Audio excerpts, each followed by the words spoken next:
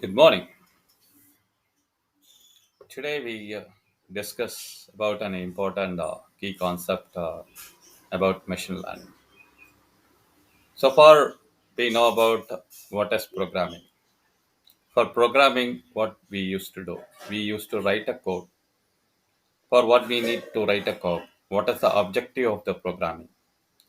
The objective of the programming is to give input and it process and you will get the output. Everyone knows about it.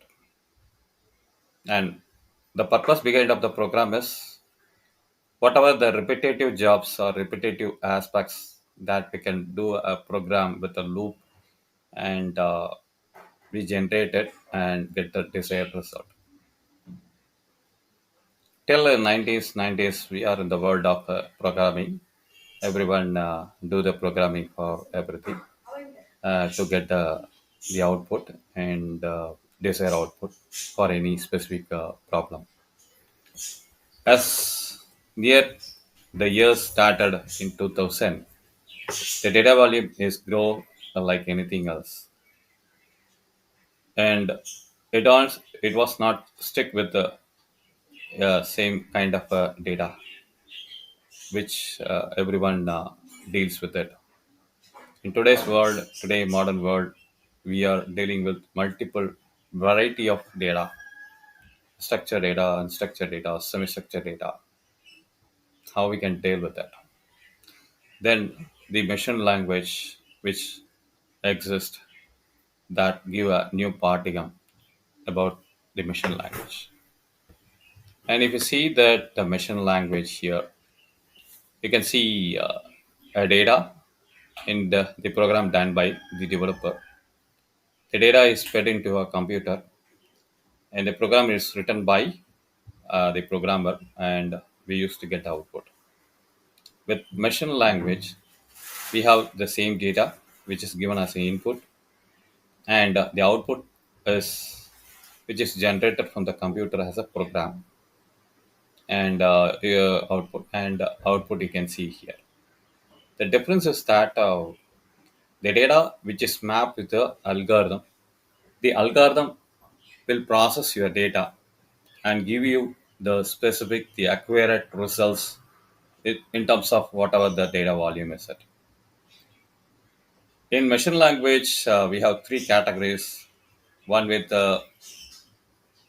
supervised, unsupervised, and reinforcement.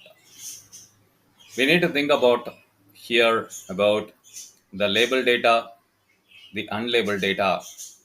Two things. The label data is nothing but it has a dimensional value. It has a descriptive, whereas the unlabeled data is nothing but purely the numerical, right? And if you see the machine learning, the input is given, the future is extracted, and the algorithm which will classify the data. And if you are giving a kind of a picture, right? A kind of a picture and you are giving input into the algorithm, then with that picture it will analyze that whether it is a car or not. And there is a difference between the machine language and the deep learning, right? Before we are going to that, we know about what is AI. AI it is together with machine learning and deep learning that constitute the AI, and the deep learning is a subset of machine language. The only the difference between the machine language and the deep learning is that you can see that and output on this picture. You can see the input we are giving a car as an input and here also input. The only difference is the future extraction plus classification is done by the deep learning, where in machine language the future extraction is done by us and the classification done by the respective algorithm, which the data fit into the algorithm and give the output. And you can see this simple thing the how this is working here. You can see, right, we are giving a kind of a in the deep learning a picture which is given as a fish actually, and what it identifies from the picture, the deep learning terminology, it will identify the edges and the color of the face, and it then further segmented, and what are the segments and what are the parts in it, and then it do a classification, and then you will get a kind of an output. And the classification is based on the label. The label means whether it is a fish or whether it's any kind of label data, categorical data, right? And you can see this, these two groups are classified here, and you can see a middle line is there. And the same thing, if you are doing classification of the particular picture of this cat, and it will do that, and it will identify that the object, whether it is a cat or whether it is a dog, that based on the thing, and identify the thing actually. So the machine language is a subset of artificial intelligence, and deep learning is a subset of machine language. So machine language and deep learning together we called as a artificial intelligence here. And then we'll discuss about this thing. This is a very important concept we need to know. How actually the system which behave when you're giving a kind of an input, the system does not aware about what is it. The system will always get your source code and convert them into a machine language, whatever you are seeing, right? The program is seeing that it's like piece of a code, whereas the machine sees as it's not a piece of a code. It's seeing as everything. It will convert your code into a machine language, and then it will produce the output. That's what it happen actually. And you can see, as I said, we have three type of machine language. The supervisor, where your label is known, and we can able to classify them. You can see, right? This is a two kind of label, categorical data, which is grouped together, and the unsupervised one, which don't have a label. You can see a data points here, but it's purely on the unlabeled thing. Where based on that, you can do the clustering of that. You can do a bucketing.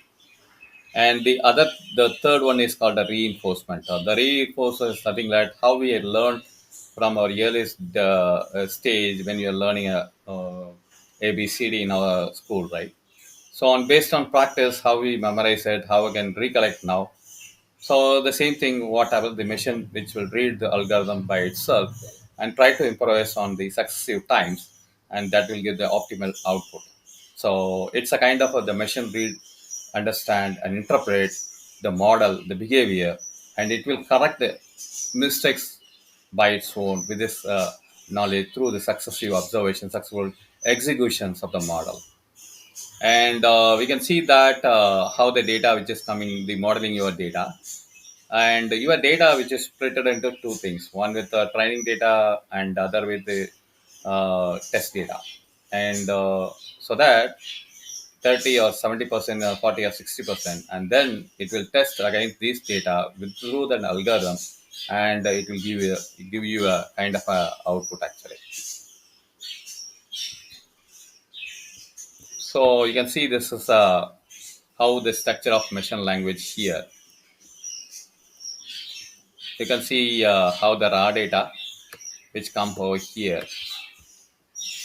and you can see the data provider. You can see the raw data, and the raw data which is pre-processed, and it goes to the structured data, and then the structured data which given or fit with the algorithm, which is nothing but the machine algorithm, and then it will select the appropriate model. There are multiple algorithms. Based on that, you need to select the appropriate model, and then you will get a golden model. Through that, you will get an output actually. So this is a kind of a overall the flow about your data. And we can go ahead with the collectively what is it, and this will give a kind of a thing. And we went through all this thing, and here, right, and Azure also giving a kind of a services. Azure many machine learning as a services. And this flow will tell you that we need to analyze the data and create and then set up the appropriate algorithm and teach them and test it, and finally we confirm the model and then we deploy it. So once we done this cycle, then it is easy for us to work on this machine language through Azure actually. As I said, right, in terms of classifications, you can see that, right, we have two groups here. One with a darker blue, other with the sea blue. You can see, right. These are a labeled group. Let's say we consider as A and B, and you can see the regression, right. The regression model, you can see, right, how we are doing the regression is it has a relationship with the current to with the current and then the futuristic value, how the forecast is actually calculated from now to a future period. And you can see there is a line in between that, and you can see the dot which is closer dot, and that will tell you how which is navigated, how which is deviated from the your the line actually, how close is it. And based on that we need to calculate it and try to find the appropriate value here actually, the least minimum value which is near to the line actually, which is above or below. So, and you can see this is a supervisor model, and here you can see the clustering. This is comes under the unsupervised model, where we don't have a label, but you can see, and the customer who purchase a kind of an item A definitely will purchase an item B. And the other thing also, typical example, which is for the customer who purchase an item X and Y, will eventually purchase a Z. When actually this kind of these analysis will come into picture in real time is nothing but the market basket analysis, right? If you go to a supermarket, right, and you can find a bread, and besides the bread you can find milk, and besides the milk you can find an, if they place an ice cream, so that the people who want to buy biscuits and milk, if there is an item ice cream which is beside near to that, the people always tend to buy it. So that will help us to identify how the better they can maximize the sales in a supermarket by placing the particular item nearby, side by side. And they can do a kind of analysis with the market basket analysis, and using this semi-supervised model. We have a algorithm as well, which is a machine learning algorithm. So that gives a lot of benefit from that. And especially for the reinforcement, right? Today the autonomous driving, right, self the driverless car, what we thinking about, right? So what it happen is, initially we test it, and it will learn from the mistakes, and take it as an experience, and that is fed into that. The next the time through that the learnings from the mistakes, it will learn it, it won't do the same mistake again. That kind of a thing which is called as a reinforcement machine learning. And this is typically classification of machine learning, uh, given with the picture is with the supervised or semi-supervised or unsupervised. So we know that for in supervisor model there are two things in place. One which is the classifications, which always divide the group. Whatever the groups, it always divide the group. And the regression is nothing but it tells you about the group, but it identifies how the relations, how strong is it, the relationship in the scale of 0 to 1, how the relationship is stronger actually, and it predicts the model, the current with the future, the futurist thing. And you can see the unsupervised model again, it's clustering, which is unlabeled data. It will divide based on your the numeric thing, and identify the product actually. And the association, it will give the identify the sequences, the customer recommendations, and the dimensional recurrency. If you have multiple variables, if you want to do a kind of the analysis, you will get it out from this unsupervised model. And this is a particular very good in terms of the machine language I generally used to see here. The classification or with the dimensional model, and the clustering on the semi-supervised, the unlabeled data, and the regression based on the relationship and for the future is